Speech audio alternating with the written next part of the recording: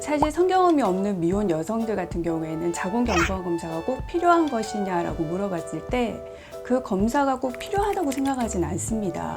그래서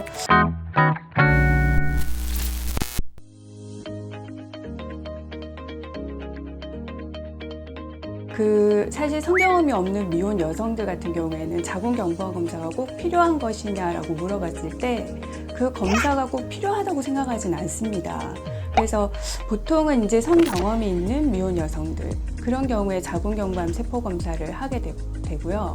그리고 자궁경부암 만약에 성경험이 없는 여성들 같은 경우에는 검사보다는 지금은 예방접종을 해야 되겠죠. 그래서 미리 예방접종을 하시는 게 맞고, 성경험인지 있게 되면 그때부터 자궁경부암 검사를 적어도 1년에 한 번씩은 체크를 하시는 게 좋습니다. 그리고 만약에 이제 처음에 병원을 오시게 되면 여자분들은 대부분 다 산부인과 진료에 대해서 굉장히 좀 부담감을 가지시거든요. 근데 그런 구령 의자라고 하는, 어떻게 보면 다리를 벌리고 앉는 의자 자세가 굉장히 불편하긴 하지만 그거는 그래도 검사를 위한 과정이라고 생각하시고 너무 긴장하지 않으시면 이 검사가 그렇게 어렵지는 않거든요.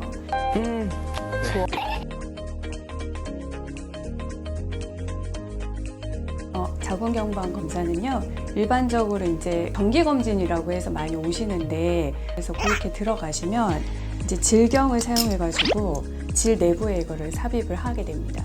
그래서 이렇게 삽입하고 나서, 그리고 나서 질 내부 쪽으로 이런 브러쉬 같은 거를 넣어가지고 이렇게 검체를 치치를 하게 되어 있어요. 그래서 치치를 하면은 보통 슬라이드에 이렇게 밀어서 스미어 한다고 얘기를 하는데, 그런 식으로 해서 하는 검사가 있고, 또 두 번째로 좀 더 요즘 새로 나온 방법으로는 이제 액상세포 검사라고 해가지고 마찬가지로 브러쉬를 이용해서 질 내부에 있는 세포를 채취를 한 다음에 이거를 물 같은 액상에다가 풀어가지고 그거를 기계로 판독을 하는 그런 방법으로 자궁경부암 검사는 이루어지게 되어 있습니다.